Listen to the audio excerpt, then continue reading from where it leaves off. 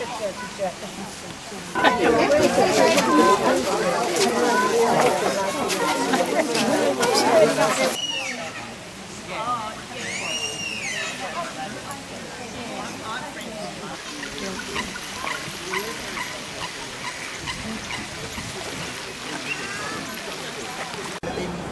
at once. Round our place I've seen one was 5. 1, 2, 3, 4, 5, 6, 7, 8, 9.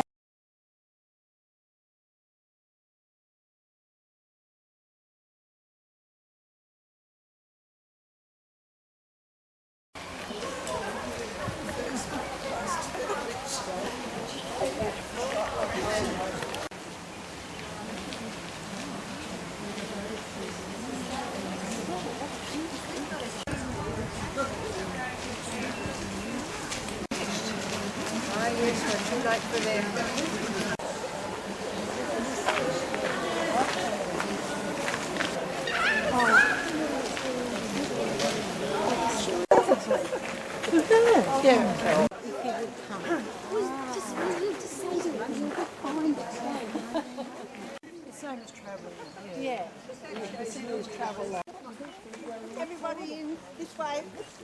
Beautiful.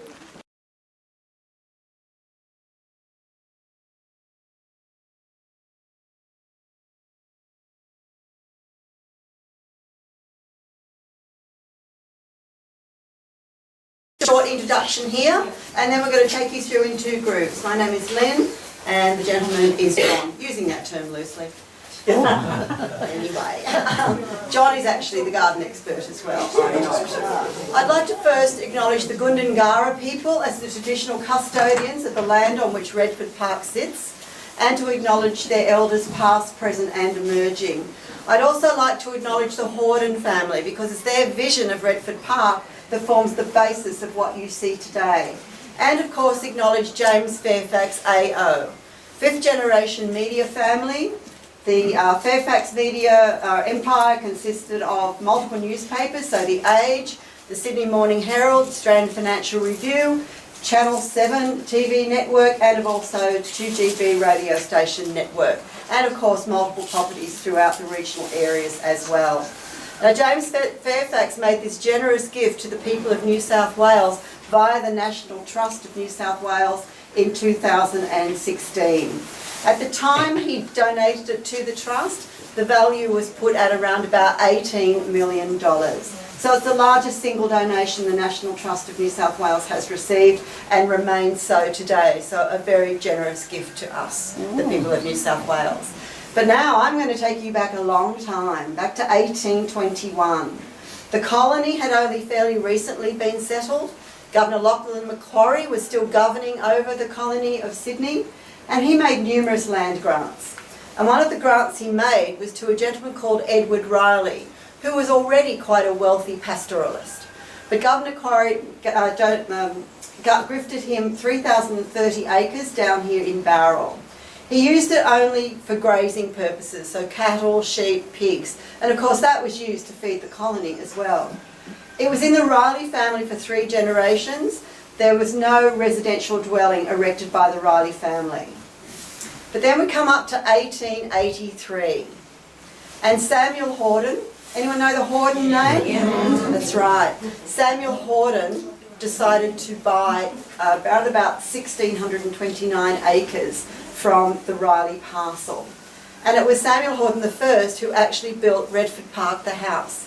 He commissioned an architect called Albert Bond, who had done previous work for the Horden family, to come up with a design for a gentleman's residence, and this is what you see today. The design is what we call Victorian Italianate, and the Victoriana is very easy to see in the beautiful fretwork, and you'll see more of that as you go through the house with the high ceilings, the wide architraves and skirting boards as well. Now it took 4 years to complete the house, so it was completed in 1887. And Samuel Horden actually ran a lot of breeding programs down here. He was vice president of the Royal Agricultural Society for around about 20 years. It then passed to his son, Sir Samuel Horden II, and he was actually president of the Royal Agricultural Society for many years, and he increased the breeding programs. They were breeding quarter horses, Jersey and Ayrshire cattle here. They were even breeding pigeons and dogs, so it was really quite the breeding property. From Samuel Horden II, it passed to his son, and unfortunately then tragedy struck. In 1960, when young Samuel was only in his early 30s, he passed away in a head-on motor collision as he was driving back to Sydney. He was actually on his way to the airport to go and buy more breeding stock. At that time, it was decided by the Horden family that they did not want to hold this property any longer. Samuel Horden, his brother, had also built Milton Park over here in 1910, and that substantial property was also put up for sale. It was bought by a company, a Texas company called King Ranch, and they were known to the Horden family through their breeding programs. They bred quarter horses and Santa Gertrudis cattle. So they purchased both properties in 1960. But by 1963 they had realised they did not need two such substantial residential dwellings. So they put Retford Park up for sale. The asking price for the property, the house and 200 odd acres was £20,000. And nobody wanted it. It passed in. So James Fairfax was down having Christmas drinks with Peter Baillieu, the managing director of King Ranch, over at Milton Park in the December of 1963. Peter mentioned that this property was still for sale. James came to have a look, and up until that time he'd had no exposure to the rural market. But he thought this would be a lovely place for his mother to visit. She often came for 6 months at a time. So he went back, he made an offer, and the offer was for £15 million for 10 acres plus an option to buy more. Sorry, 15,000. What did I say? £15,000. In today's value, around about $484,000. So I feel your pain because I missed out as well. Bargain of the century. Now, over his time here, James did actually acquire more property, quite substantial land holdings, buying extra land here. But at the time of his death, he owned around about 220 acres. Now, in 2011, James started to think about gifting this to the people of New South Wales, but he knew the substantial upkeep it requires for a property like this.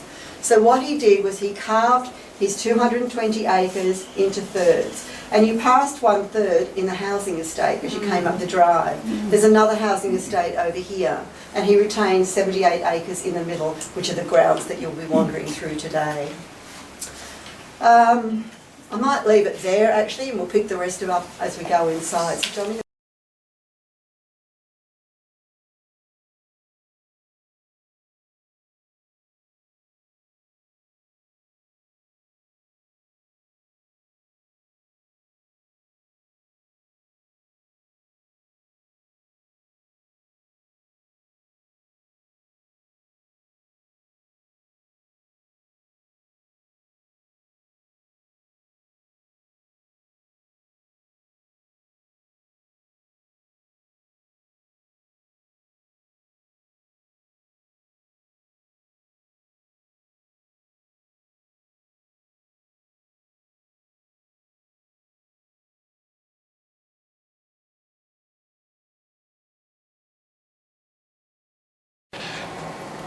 and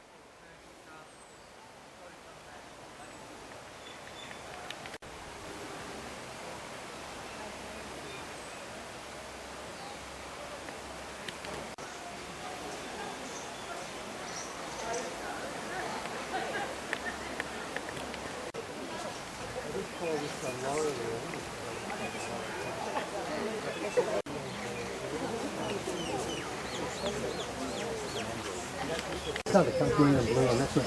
So he would stand up on the balcony of the just out right back at the onset. And this one here, an Almonterey cypress, Cupressus macrocarpa. Apparently, back in the, and you can see how big it was. It imposed on the red gum there on this side, and also the and apparently I think the cockies got to it or something. Anyway, it split, and so they decided to take it down there. But then the head gardener at the time was his wife was from New Zealand, so he had to do this New Zealand garden because you always have to do what your wife wants, apparently. So most of these plants, except for the one at the top, the old man's beard, clematis, at the top, the rest of it's all New Zealand plants. It was finished in 1969, so it looks very modern, but the gentleman that did it, there was a Melbourne architect, simple style. It's not pure east, west, north, south, but very much it's got the axes there, and the pyramid at the top was pretty much his signature. It was probably one of the first ones, buildings that he did, and he did well over 70 buildings, that has this signature pyramid on it. People have said that maybe he was inspired by looking at the Belvedere Tower there and looking at trying to tie it in with the main house. But I know when James Fairfax briefed Guildford Bell on this, he said this is completely, it had the laurel hedge here, so it had the framework of that, and he said you can do whatever you want. I don't necessarily want it linked to the old house at all. So he came up with this plan of doing this pool pavilion. There's another water feature at the back, or pond at the back as well. The whole idea, those doors go back into the corners, and you can look straight through it. Very simplistic at all. With me, did a special, all people in swimsuits.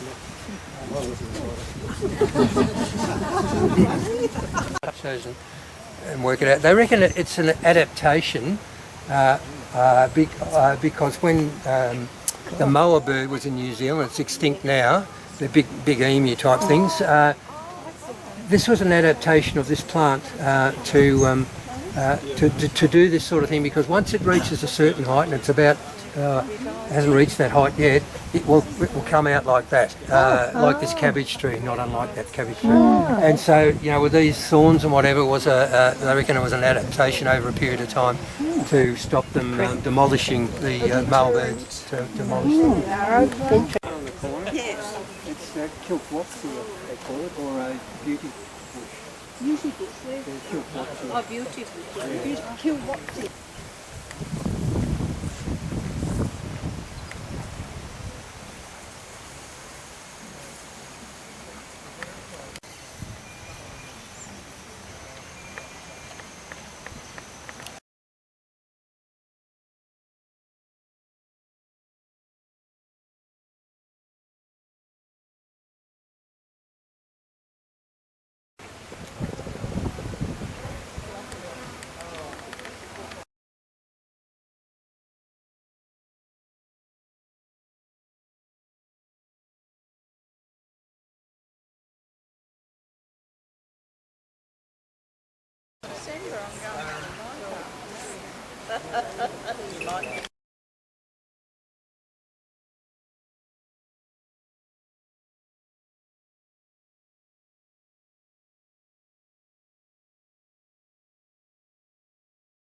The water on this lawn, don't they? Yeah.